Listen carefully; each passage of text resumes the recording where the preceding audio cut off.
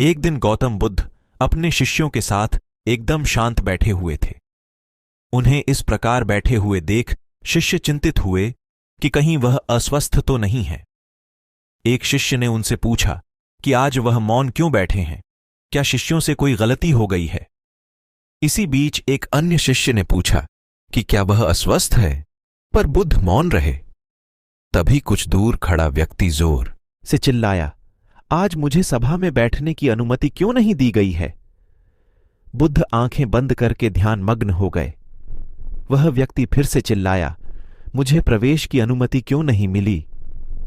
इसी बीच एक उदार शिष्य ने उसका पक्ष लेते हुए कहा कि उसे सभा में आने की अनुमति प्रदान की जाए। बुद्ध ने आंखें खोलीं और बोले, नहीं, वह अछूत है, उसे आज्ञा नहीं दी जा सकती। यह सुनकर शिष्यों को बड़ा आश्चर्य हुआ। बुद्ध उनके मन का भाव समझ गए और बोले, हां, वह अछूत है। इस पर कई शिष्य बोले, हमारे आश्रम में जात पात का कोई भेद ही नहीं, फिर वह अछूत कैसे हो गया? तब बुद्ध ने समझाया, आज वह क्रोधित होकर आया है। क्रोध से जीवन की एकाग्रता भंग होती है। क्रोधी व्यक्ति प्राय मानसिक हिंसा कर बैठता है, इसलिए जब तक वह क्रोध में रहता है तब तक अछूत होता है। इसलिए उसे कुछ समय एकांत में खड़े रहना चाहिए। क्रोधित शिष्य भी बुद्ध की बातें सुन रहा था। पश्चाताप की अग्नि में तपकर वह समझ चुका था कि अहिंसा ही मनुष्य का महान कर्तव्य व परम धर्म है। वह बुद्ध के चरणों में गिर पड़ा और कभी क्रोध न करने का प्रण लिया।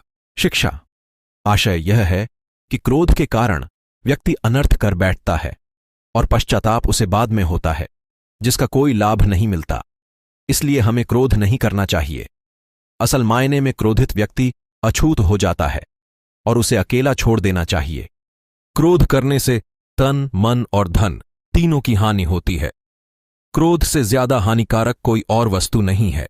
कृपया ऐसे स्टोरी के लिए चैनल सब्सक्राइब करें। धन्यवाद।